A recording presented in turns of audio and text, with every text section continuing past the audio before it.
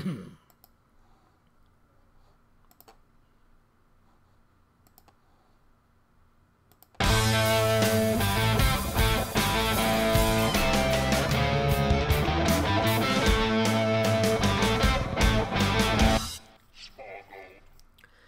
and welcome to another Smaulgld live stream. Today is Saturday, July 14th, 2018. Tonight we're going to be taking some questions that were unanswered and look at some of the comments on all-in sustainable cost of miners, on some comments on central banks and their gold holdings and gold acquisition, and also a question on the CME group.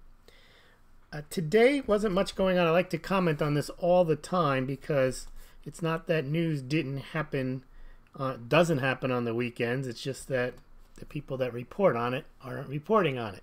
And also a lot of the news that you hear during the week is invented news. They make up the stories and because they're working at the time, and that's what they want you to focus on. But today you hear little because it's Saturday and the mainstream media reporters are not working, so presumably there's less news. But for me, there was less news because I was busy all day and I didn't have a chance to look at the news. All right, so let's take a look now at some of these questions that I got and I didn't have a chance to answer. These are ones that were in the at the bottom of the live streams after they weren't able to attend or they didn't attend, but they saw the video and they wanted to add some comments, and I got some good comments on all-in sustaining costs. We'll cover those first. Hello, Scott, and hello, Partisan Gorilla. Okay, so the other day or I think it was last night, it was 2 nights ago, are gold miners going bankrupt? And that was in response to a comment and some articles that are floating around, and the latest pump story is that gold production is going to shut down, gold mines are going to close, and then the inevitable gold is set to skyrocket. And what I did was I went back and I looked at 6 of the top gold mining companies and found that for the most part they're doing fine. That doesn't mean they'll always be doing fine, but there was this idea also that gold mining is unprofitable at these prices, and that's going to be another reason why they're going to shut down. Not just because there's less gold to mine, but also because it's unprofitable. And we pointed out that it is indeed unprofitable in many parts of, or many South African mines, because they're reaching end of life, but that the large gold mining companies with their properties all over the world are indeed bringing gold above ground at a all-in sustainable cost around $800 to $900 to $1,000 an ounce, which is below the current cost of the current price of gold. So in the first quarter of 2018, a lot of gold mining companies showed decent profits for what gold companies make, but not very high margin, but still enough to keep themselves in business. We've also talked about in the past why mining is a very expensive endeavor, not just because of the exploration and development, but because the accounting, and you have to have people in all different jurisdictions, different laws, different environmental hassles, local issues, and then you have to have actual workers who can go on strike. It's a very, very hard business to manage and to manage profitably.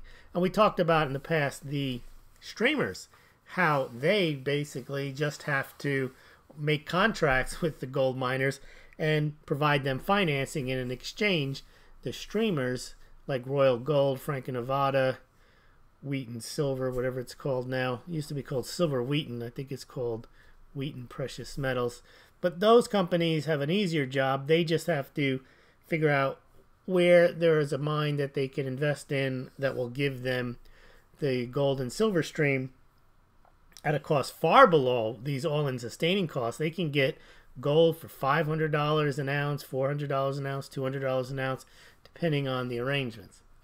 All right, so I got some good comments on the all-in sustainable cost. So the first one I got here is from Jason at Wall Street for Main Street.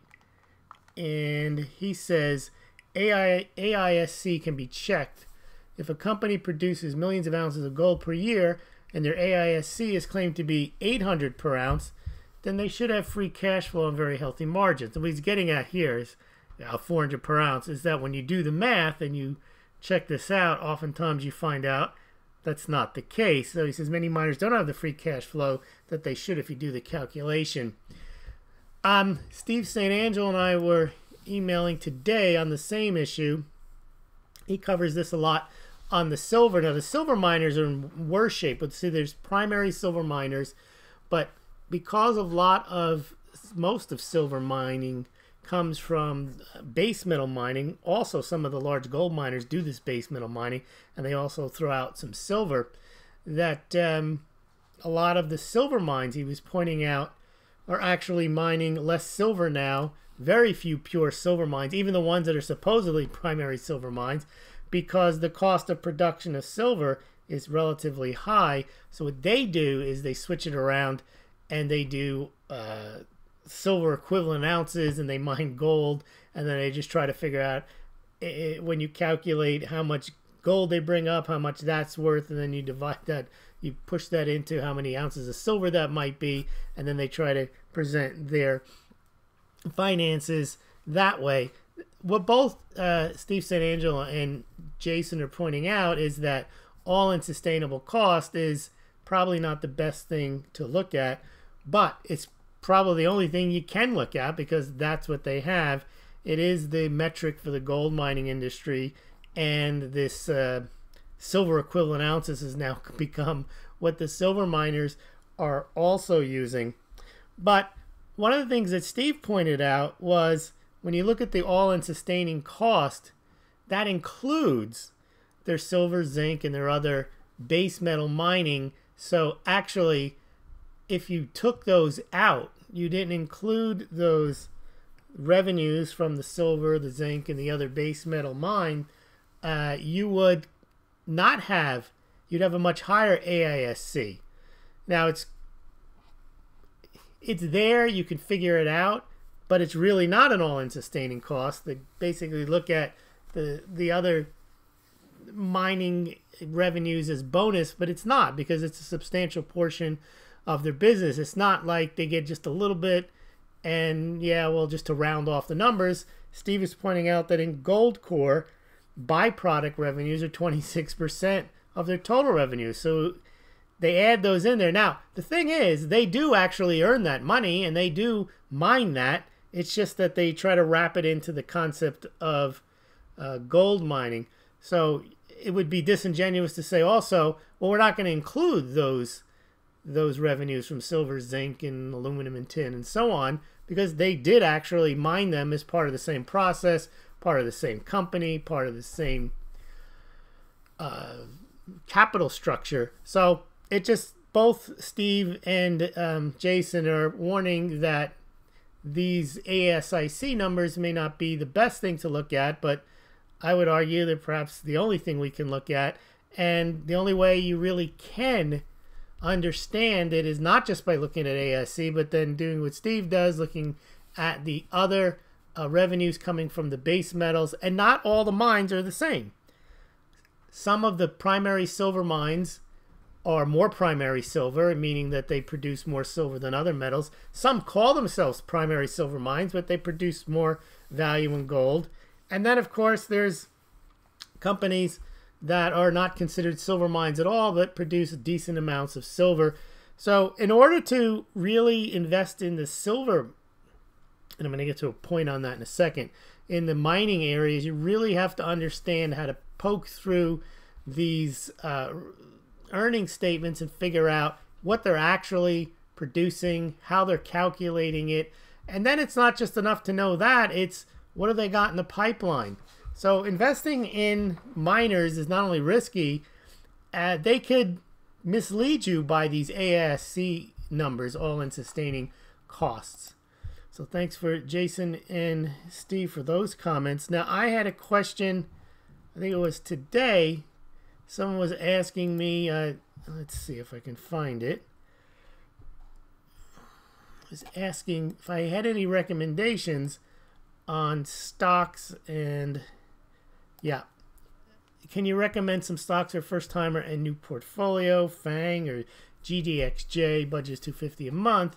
And my response is, those of you who've been listening for weeks, years, months, whatever it is, that I don't give investment advice or recommend stocks. However, what you can do, and what's important, is if you are going to invest in these companies, you really have to poke through and figure out what the miner is actually earning, what the potentials are to earn.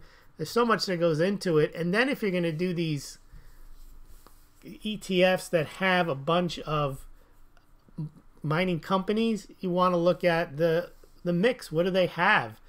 Sometimes they say they're juniors, but maybe they're not. You have to look at their criteria. So it really requires a lot of effort if you're going to invest in gold mining companies and silver mining companies. It's not just silver is going higher, gold is going higher, I need to have exposure to gold and silver miners.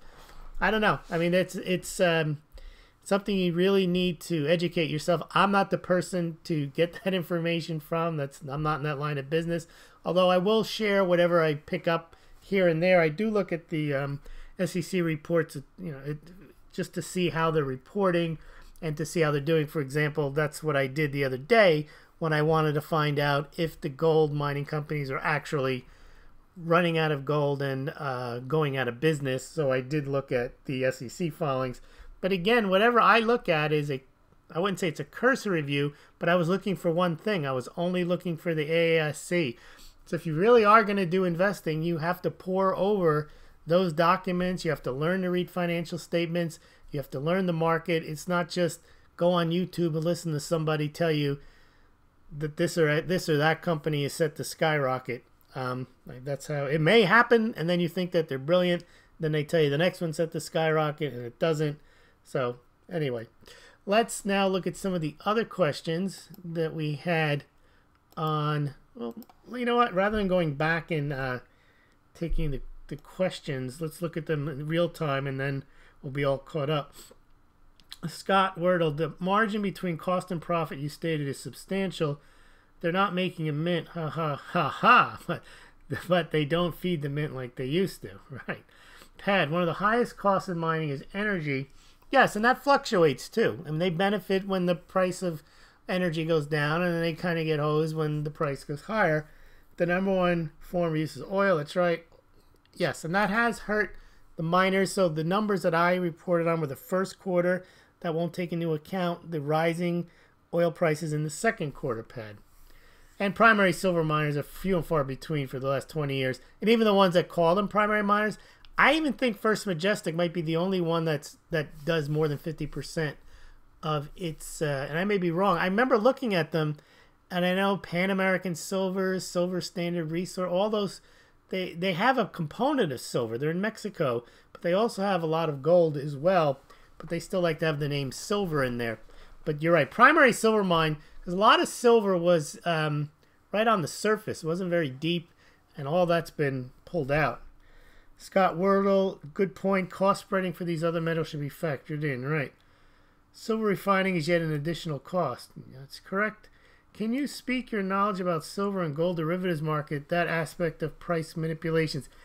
Yeah, that's one of the questions, so we'll get to that about the CME group and margins and manipulation and derivatives in a sec. Pad, copper has become used as a tool, rehypothecating just like gold and silver, just another form of fraud. I didn't know that about copper, but makes sense. Partisan Gorilla, I could agree with that, Pad, based on what happened with copper pricing manip in China many years ago.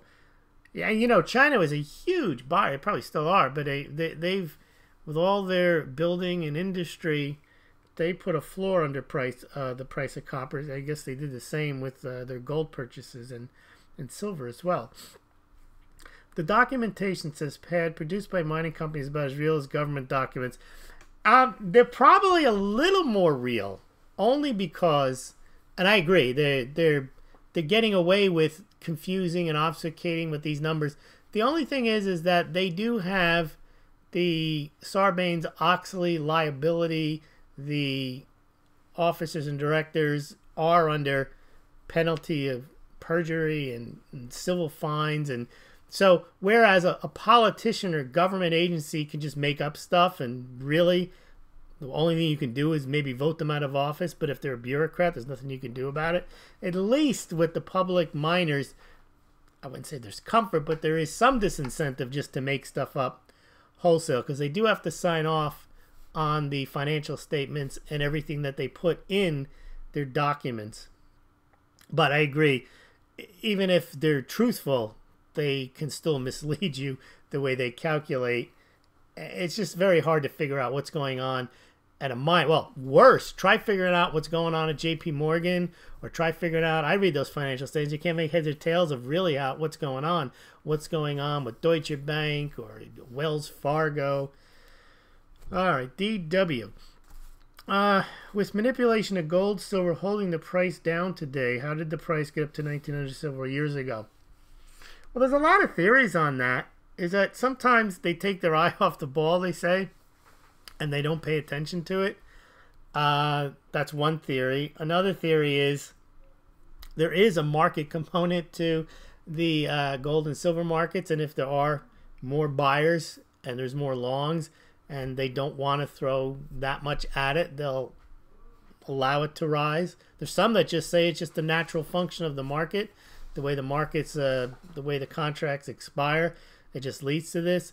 But I would think it's a combination. If there is manipulation, that there's either a decision that it's not worth it at this point to keep it in line, or it doesn't really, when I say it's not worth it, they don't want to spend the resources at it, or they're not that concerned about it, or they're not paying attention to it. I don't really know, and it's hard to say because we don't have definitive proof on overall manipulation. We have many examples of proven manipulation by individual traders. We have proven manipulation almost just by what was that? Why did somebody make that trade? But it's harder to say that we have and we'll never know this for sure, we'll never be able to prove it, a full-on coordinated manipulation. So when the price goes higher, I know there was a comment from Volcker back in the early 80s. He said something about we should have paid more attention to the gold price. We should have stopped it, something like that. And I think that was in response to his policies where he was hired by Jimmy Carter, kept by Reagan, and he was raising interest rates to stave off inflation. And that's when gold was going bonkers. And that's the worst thing, I guess, if you're only focused on trying to fix the dollar and the inflation that's caused. He was saying we should have been keeping an eye on the gold price, because as the gold rose, that was devaluing the dollar and fueling inflation. All right. Vorza. Good evening. How about the rising dollar, and are we near a level that will cause a crisis in emerging markets? That's a good question. How high can it go before the dominoes fall? Your guess is as good as mine.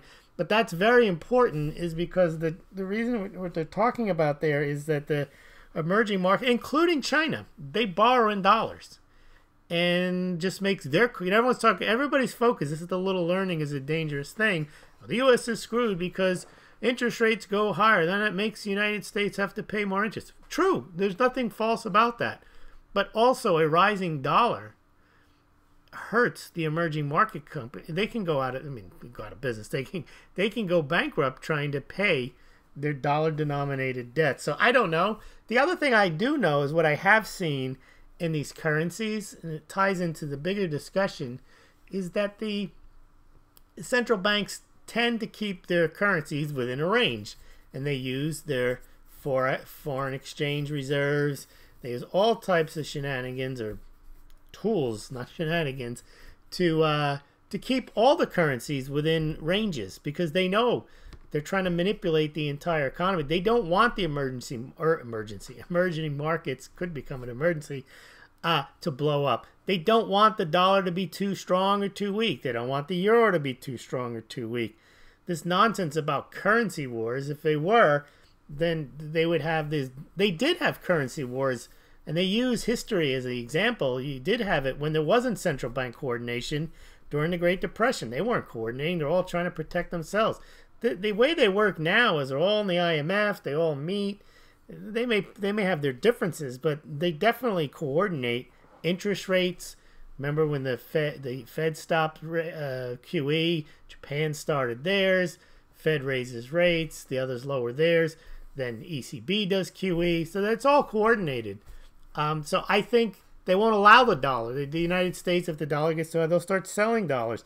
They all have their eye. It's not a free market. That's the short answer. If it was a free market, maybe the dollar would take off, and the emerging markets would all go out of business. But I don't think that's going to happen. I thought Sarbanes-Oxley, says Scott, and mark-to-market was removed in 2009, 2010. Parts of it retained. Don't think so.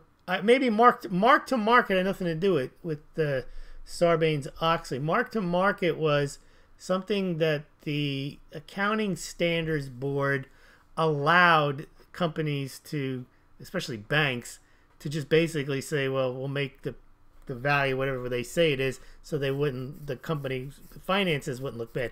Well, what Sarbanes-Oxley does is requires the officers and directors to swear off on the financial statements. I don't think that's been taken away. All right. Partisan Gorilla, on what can you believe and understand with the COMEX holdings? Okay, now the COMEX holdings are interesting. And this is the one where you will get people will say, the COMEX holdings, what they say are in the vault, are a lie. Okay. And they're not audited and let me explain what the COMEX holdings are. There are things called approved COMEX warehouses. And you have Brinks has one, JP Morgan has one, Scotia Makata has one. There's a few of them. And they have to hold, at least for the COMEX part, good delivery bars in gold and silver. And then they have gold and silver that's in that form that's eligible and that sits there. And then there's stuff that's registered that's available for immediate delivery. And what a lot of people say is you can't trust what's in the COMEX vault. Okay, that's probably true. You can't trust what's in any vault because if you don't see it, how do you know? That's a point people make about the gold reserves. But then at the same time, what they do is they're willing to believe that China has gold, that Russia has gold, but the United States doesn't. But they're also willing to believe that JP Morgan, who has had a big surge in its silver warehouse, it's like 140 million ounces. They believe that, but they don't want to believe the numbers that are in the COMEX vaults.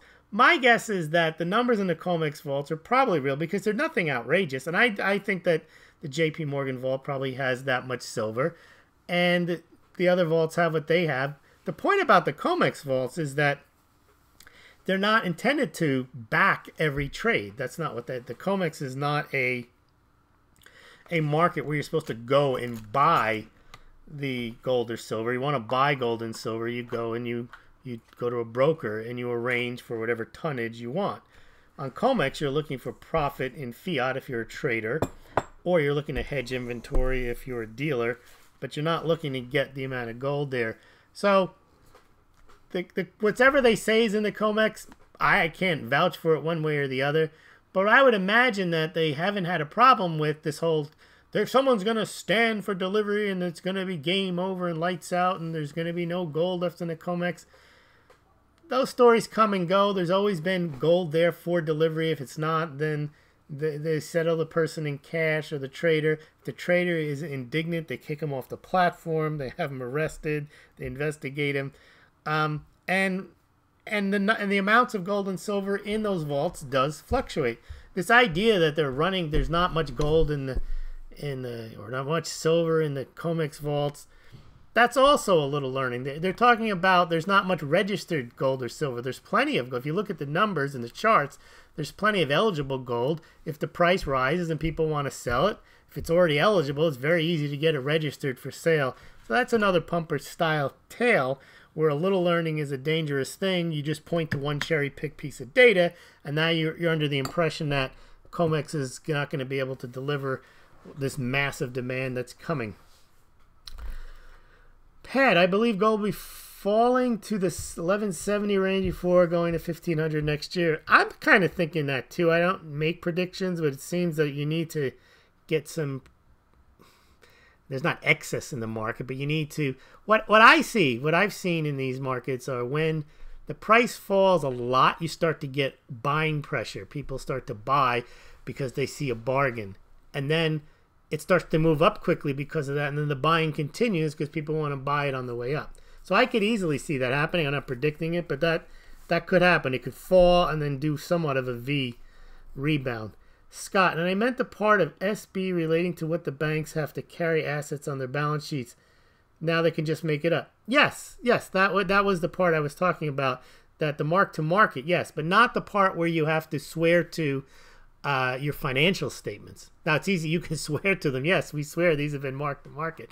But with the mining companies, they haven't got rid of the need for the mining executives to sign off on the financial statements in Sarbanes-Oxley. So I guess we're in agreement there.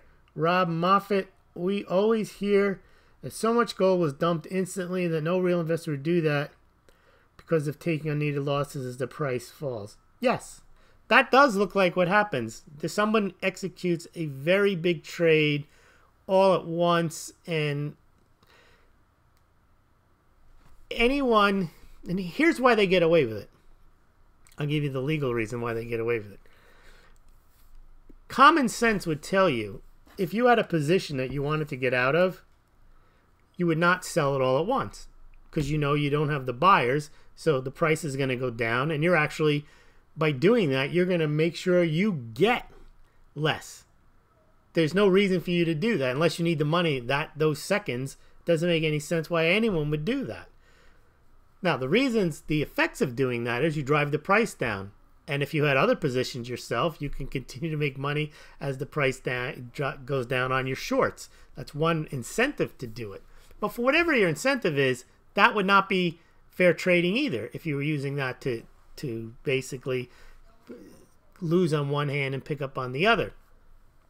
But the reason that when you bring those cases and you try to say on its face, look, see, res ipsa loquitur, the thing stands for itself, the courts always try to stay away from, it's from the business judgment rule, from saying we're not going to get involved as to why somebody might have done that. You would say no sane person would ever just sell all their gold at once like that. It's just proof of manipulation. They'll say no, it's not. It could be proof of his own stupidity.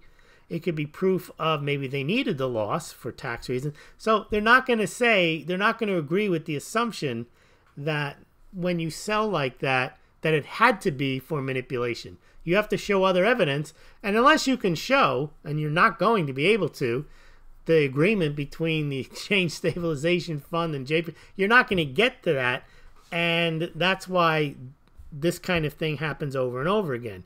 You can investigate it, you can try to figure out who did it, you can find out who did it. They just say that's their prerogative. That's how they trade. All right. The currency wars today, as in the past, have been and used to destroy the middle class. Decision depending on government will vote for more government. Yeah, you could look at that as a general statement. Although I don't know if the currency wars, I guess they could have that impact. They could, maybe they do have that in mind. I'm not sure. All productivity is on the brink of price inflation, says partisan. I was going to say partisan inflation. Partisan guerrilla. Could be. Varaza, agreed, feel the same about currencies and the dollar, and really feel they can't let it go much higher at this point if oil rises further too, especially. Yes, if you look at, I did a blog post and a video on it. It's called How the Fed Manipulates the Dollar and Avoids Collapse. I think some commentators say the Fed will sacrifice the dollar for the stock market. No, they won't. That's the most important asset they have. They'll never do that. They may try to boost the dollar boost the stock market at the expense of the dollar, but they will never sacrifice the dollar for that. What they'll do, if you look at how they did QE, every time QE was really starting to wear on the markets, they stopped it. Dollar went up, then they started again, and the dollar went down. And they're very clever. They keep it within a range. They don't just go all out and appear to be reckless, even though they are reckless central bankers. Look where the dollar is now. It's a result of not doing QE. It's a result of raising interest rates while the others are not. How about investing in battery materials and related resources to electric car infrastructure? Could be. JR Innovate, yes, Bitcoin was used as a payment for the DNC attack. I saw that. I commented on that. What will never be learned is anything that's in an indictment are accusations.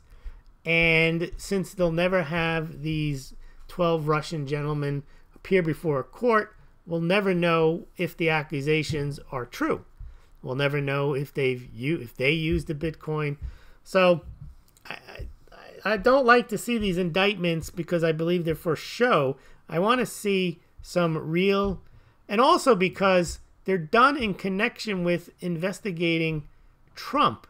They should have been done in investigating Russian interference. If Russian interference was an issue, it shouldn't have focused on Trump. It should have also focused on anyone and anybody and any entity that was involved in the 2016 campaign. They should be interviewing Sanders and his people. They should be interviewing the DNC. They should be interviewing Hillary. They should be interviewing, and not subpoenaed like they're under. See, what they've done is they made it look like Trump is the guy that they have to get rather than the Russians.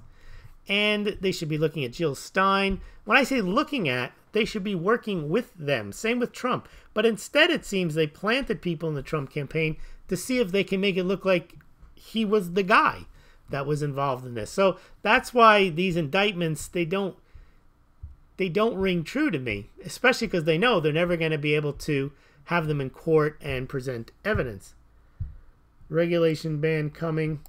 I don't think so. If you look at John Carlo at the CFTC, that's why they have the futures and the SEC. They just, what I've seen, what the U.S. regulatory framework right now wants is they realize that it's much easier to regulate something than to try to ban it. And if they regulate it, they can get fees. And their banker friends can make fees. That's what the SEC wants. They want people to take these ICOs, bring them to market just like they do with IPOs. There was a point last year where ICOs were bigger than IPOs. They can't have that. They need a piece of that. What the CFTC likes to do is tame markets. And that's why you don't see gold and silver. We have a question on that coming up. Going way high and way low, because they have these trading caps and they trade within a range, just like the central banks trade the currencies within a range. They want to keep Bitcoin within a range. They want to keep all this stuff. They want to control everything. Banning it puts in a wild card because now there's a cost of enforcement. You have to go around and try to stop things where it's a lot better for them to try to corral it, make money off of it, control the price, manipulate the price, make sure they get fees. Remember, the SEC gets fees for when you bring a registration statement to them for your company to go public or your token to ICO. They charge an enormous amount to review it, so they actually make money at the SEC. So I don't think, and there's too many countries that have already, quote, legalized Bitcoin. South Korea, Japan, Philippines. They already have legal frameworks. Germany, where they allow Bitcoin, they encourage it, there's money in it. So the United States isn't going to go for a regulatory ban. They're going to go for trying to, Coinbase is going to become a alternative trading platform, which is going to be registered with the SEC. What they're going to do is take their resources, not to try to put on a total ban of Bitcoin, but is to try to find bad actors, but not to ban the whole thing. That's my opinion, but it's not based on my hopes or wishes, or it's based on what they're doing. That's what I see happening. Rob Moffat, isn't that a market order, which means you take price and sell everything you're offering at these bidders? Bitcoin price plunges makes it impossible to be accepted by businesses. Well, that's not true. What makes it possible for businesses to accept Bitcoin are payment processors. So, and I've set this up for clients, what they do is if you want to buy something for $1,200 with Bitcoin, And the merchant's like, oh no, I don't know, I don't want to take the Bitcoin. What am I going to do? It might be worth $1,100 by the time you do it. No, what you do is you agree at the moment at $1,200, and then what the payment processor like BitPay or Coinbase will do is you submit the number of Bitcoin that will give you the $1,200. Then you hit submit, and the merchant gets $1,200 cash in his account. So the merchant never sees the Bitcoin. The merchant never takes the Bitcoin unless he wants the Bitcoin. Then he has to hold it and take the risk. So what payment processors do is they take the exchange risk 100% out of it. Now it's just how does the payment processor hedge their risk? Well, that's a different issue. But the point is, a merchant can easily accept and do accept cryptocurrencies every day, and that's what they're trying to do with these cards. This is why I believe there's big money in this.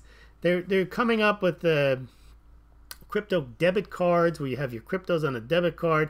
And again, when you go to pay with the debit card, it calculates how many Bitcoin or Litecoin or whatever it is are required to make that purchase for $18.62. And the merchant gets $18.62. So that's why it is a viable payment system. All right. Let's move away from Bitcoin. Yes, Bitcoin is nothing without the network. That is correct.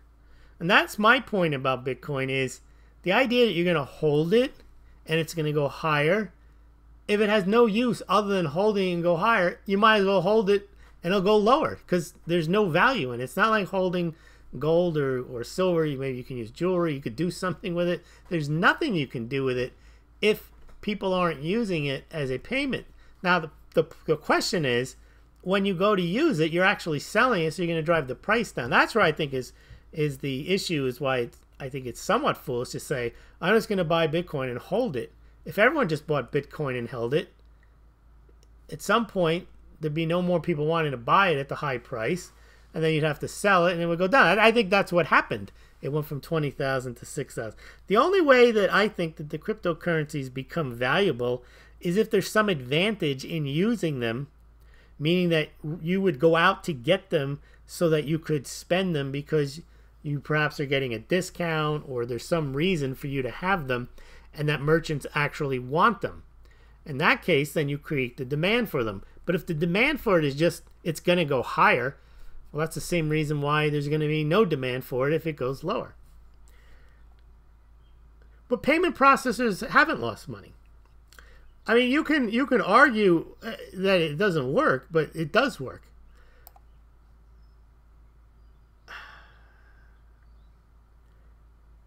All right, I think that's it on the... Yeah, okay, let's move on now. There's companies, Jared, that have actually been in the processing payment system for a long time now. I don't know what their financials are, but they've made money. All right.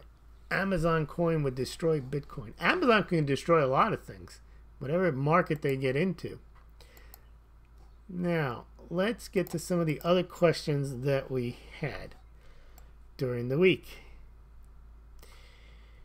Yeah, another question. Bumble the Bard was talking also about all-in sustaining costs. A good point he made is, I think it was in support of the fact that the gold miners aren't going to close down because it costs a lot of money to close a mine down. He says you just can't, it's not like turning off a tap that you could turn it back on again. And that's probably the reason that those South African mines continue to mine at a loss. He says there are loads of regulations that have to be complied with to ensure the mine is safe and non-polluting. So yeah, so closing a mine down costs money. So it's not even worth it. You just keep mining and hope that the price goes higher and that you'll be okay. He also mentions this is Bumble the Bard, the AISC does not include the cost of replacing reserves. And then he says miners will eventually put themselves out of business if they don't replace reserves, even at the 1250. The seniors are struggling to achieve that. So there's a very, very thoughtful analysis there that even though they may be making a profit, they're not replacing those, and they may not be able to replace those reserves at the right price. All right. Well, I think there's another set of questions over here. Yes. Now, Les Wilk was asking, can central banks of broke countries, USA, EU, UK, even consider to buy gold? And he says no. I don't know why they can't buy gold. I mean, China buys gold. They all buy gold. If you can print money, you can buy gold. Swiss National Bank can buy stocks. You may buy it on credit, given that if you have a deficit, but still, you can buy gold. Are central banks more likely to buy crypto than gold? No. He's saying no, and I agree. No, they're not likely to buy crypto than gold. They will buy gold if they mine it. Well, it's possible that a country like North Korea might buy crypto if they were mining it, but I wouldn't think that if you wanted to hold something as a reserve, I don't think you would hold Bitcoin or any of those things, because they don't have a stable asset price. They are speculative. Is the price of gold manipulated? Yes, more evidently than crypto. I think any time there's money involved, you can manipulate any market. I think all markets are manipulated, except they deny that gold and silver markets are manipulated, and I think that's funny. They won't admit that they manipulate gold and silver, while they openly admit that everything else gets manipulated. All right. Does Fort Knox welcome a proper audit? No. Is London LBMA gold reporting transparent in status? No. Is China known for its honesty in its financial declarations? No. When countries repatriate their gold from the USA, what does that tell you? That one he didn't answer. Well, I'll answer it. Tells me that, just look at Germany. Germany said why they wanted to have their gold at home. They wanted, in case there was a financial crisis or currency crisis, a euro, they wanted to have the gold close to hand. They also, reason they took it back from France was there's no advantage to having any gold in France. They're both in the euro. Geographically, if they're going to get rolled over by Russia, they're both going to go down. So there's no advantage to having their gold in France. But they did keep some in the UK, and they did keep some in the US for geographic reasons. And that makes sense. You don't want to have all of your gold in one place. But they wanted to have a greater percentage of their gold at home. And I would think that's the main reason why most of the countries that sent their gold over to the United States during the Cold War, they're getting it back because there's really no need for it to be over there. And again, why trust someone else with it when you can trust yourself with it better than the Fed? So it makes total sense that they went and got it. Does it make sense for countries such as Iran, Turkey to use gold as an alternative to the US dollar? He says, yes, absolutely. Turkey, Iran, any country that's kicked out of the SWIFT system or is under sanctions or has reasons not to be allowed to trade for whatever reason, why, especially if you're not even allowed, why would you? Of course you would use something else. Makes total sense. The question is, well, not the question, but a point worth making is that most of those countries don't do the same amount of trade as the countries that are using. I mean, the countries that are using the euro and the dollar, they account for, between the two of them, 90% of international trade. So, of course, there's going to be trade outside the dollar, outside the euro, outside the yen, outside of Canadian, Australian dollars. And there's going to be some tiny bits of reserves. But, sure, there's going to be other currencies. No one's saying that there's not going to be trade in other currencies at all. If above is true, would that gold appear in world gold stats? Most unlikely. That's right. You're not going to hear about gold being traded. I would imagine it wouldn't be hard to conceive that there is gold trade notes that we don't know about. And he says the overall global gold demand is the relevant story. That's right. That's my point. Not whether Russia's buying gold or whether this mine is doing that. It certainly looks as if gold sold versus gold mined leaves supply is tighter than ever. That I'm not sure of. But tightness to me, if it was tight, the price would be going higher. You would have trouble ordering it yourself online, and I haven't heard of anybody complaining. I haven't seen anyone even buying it from the Smaulgld site in months. So I'm not that what Smaulgld sells through the affiliate links it means anything, but What I'm saying is, when there was a lot of gold buying, there were gold transactions happening on the Smaulgld site as well. All right, I think there's a couple of more here. Yes. Hi, Lewis. Please, this is force majeure. What do you think about governments issuing gold-backed bonds, thinking primarily China, yield on gold? Thanks again. India has had a gold monetization scheme for about 3 years. It's not quite what he's thinking, but India wants the citizens and the temples to turn their gold over to the government, and then the government will give them a bond that pays interest. Now, I don't think it makes any sense for a government to say, we have X amount of gold, so we're going to give you this bond, and don't you worry about it because it's backed by gold, and we're going to give you a percentage. I'm not sure that they can. I don't know if that would make any sense to even do, and why you would lend your money on that basis. Well, I guess you would, but the lending rate would be lower. See, the thing about a sovereign nation like China or any nation, its citizens basically trust. Like when people buy U.S. bonds, they don't say, is it backed by gold? They don't get paid much interest in the first place. So if it was backed by gold, it wouldn't be much of a difference, I don't think. So there's really no incentive for a government to do that. However, I did do an interview, and I did refer force majeure to it, that Nevada has this pending legislation that to do just that, to issue gold bonds. It's just a proposal right now, and I did that interview with Keith Weiner, who actually helped them come up with the legislation.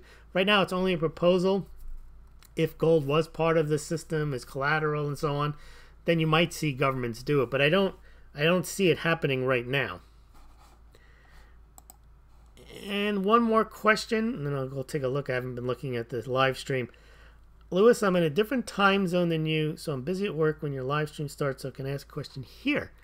Do you remember in late 2014 there was a game-changing news that CME had put circuit breakers on gold and silver, and this had the pumpers doing backflips because they had all the inside zero-hedge scoop on what was going on? What is your take on this, and why do you think the limits were so wide, seeing as the metals don't really seem to move anywhere, so it shouldn't be a concern to CME?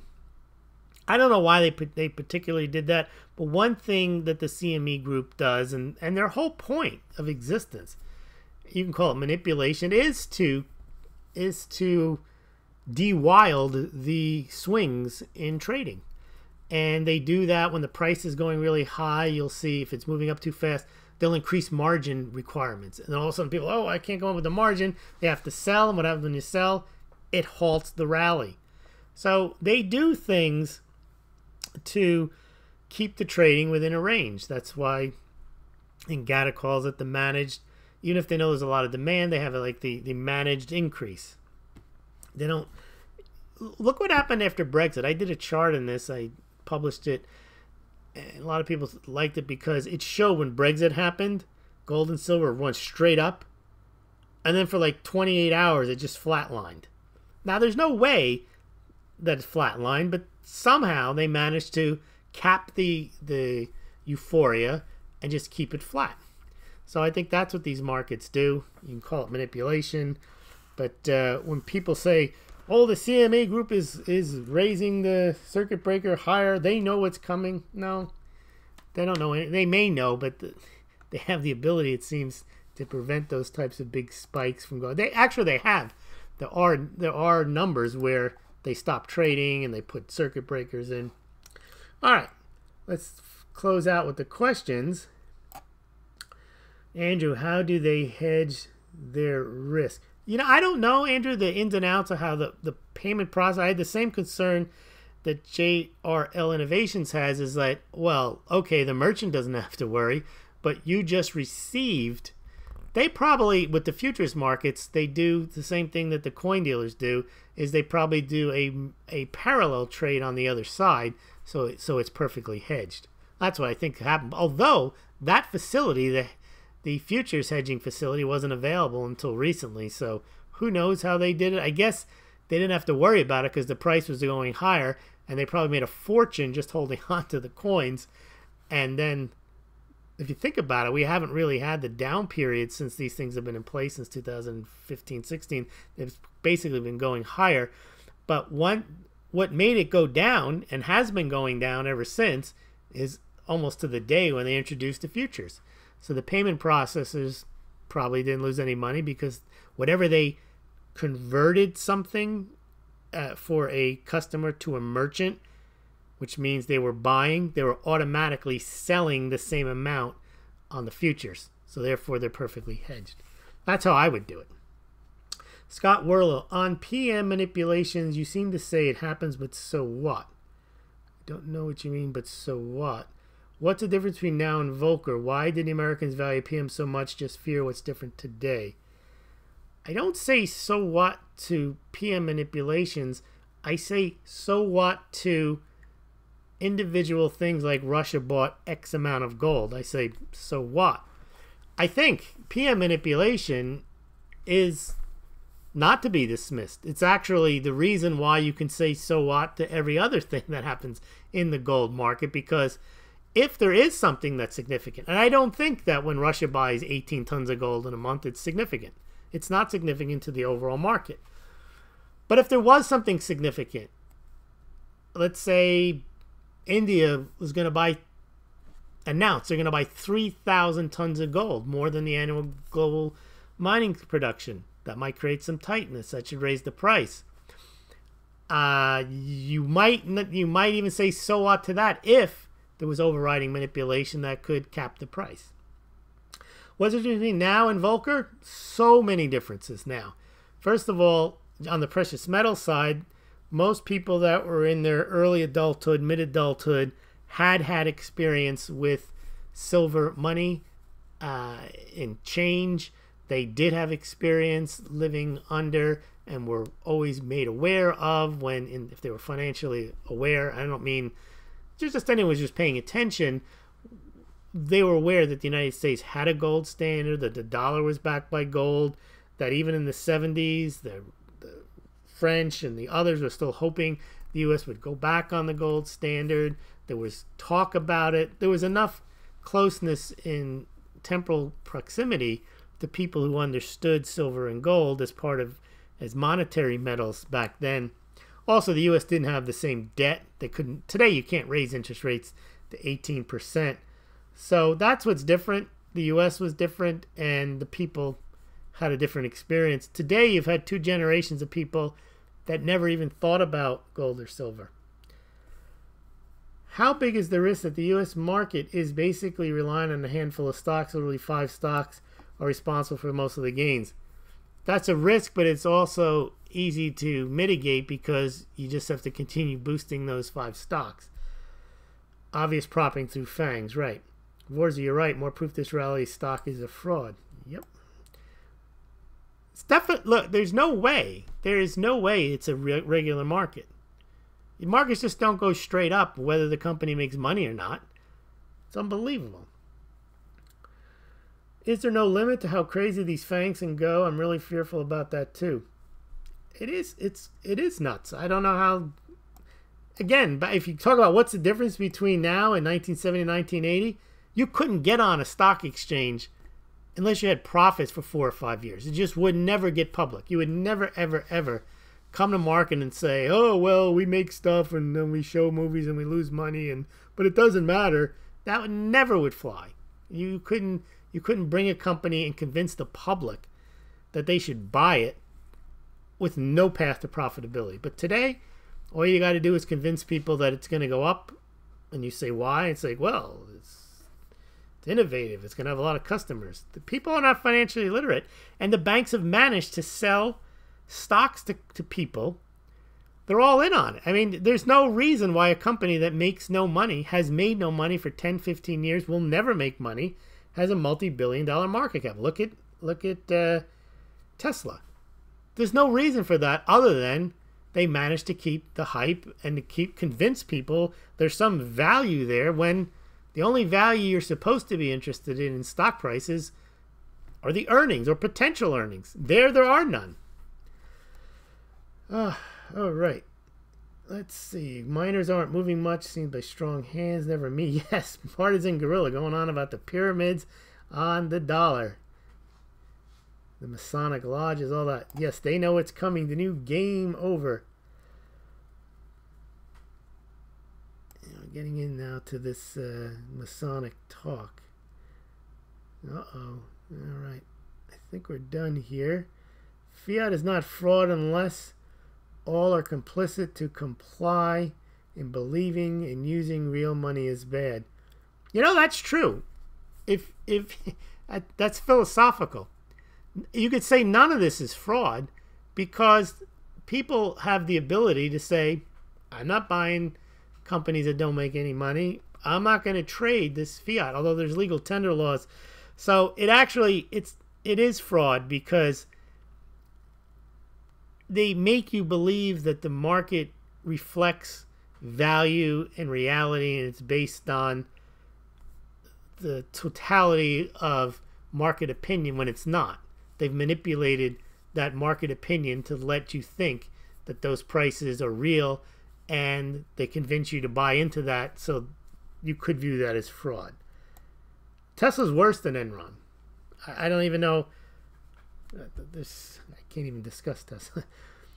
What happened to Deutsche Bank? Are they finished? The dock of the debate. That company has been dying almost as long as the dollar. Although, there's really the thing about Deutsche Bank is, again, no one really can read their financial statements, and it's going to get bailed out. It probably has been bailed out, and you just don't know it. Scott Worrell, the tech bubble broke. Fake web value just because. The FANGs are just as transparent. To them who have eyes, even the Swiss can see that. But the Swiss buy that stuff. The Swiss national banks buy that. All right, we're coming up on an hour. I want to thank everyone for joining me tonight. Thank you very much for the thoughtful commentary, the comments. Missed Gus the Broken tonight. We had no jokes, but thanks again. And don't forget to get your mugs. I'm going to be delivering a few orders for Monday. I'll leave you the link if you're interested in a Smaulgld mug, game-changing mug that it is. There is your link. If you'd like to become a Smaulgld patron, I think you become number 14 or 15 or whatever. Appreciate that. There's your link. And if you want to donate fiat, look at that, PayPal. Well, they can, there you go. All right, thank you very much indeed, everyone, and we will talk to you tomorrow night. If you have any subjects you'd like covered, shoot me an email at smaulgld@gmail.com, and we'll put them on the schedule. Thanks again.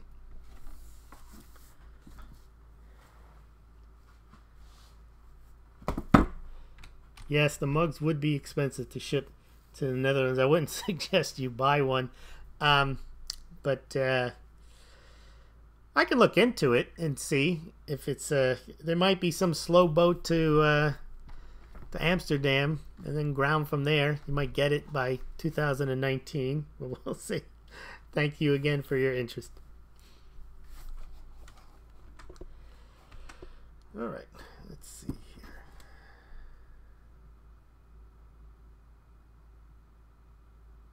Oh, someone bought a mug. All right, I'm gonna get that one out on Monday.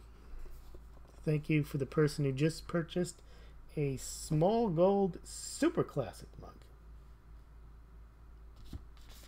Oh,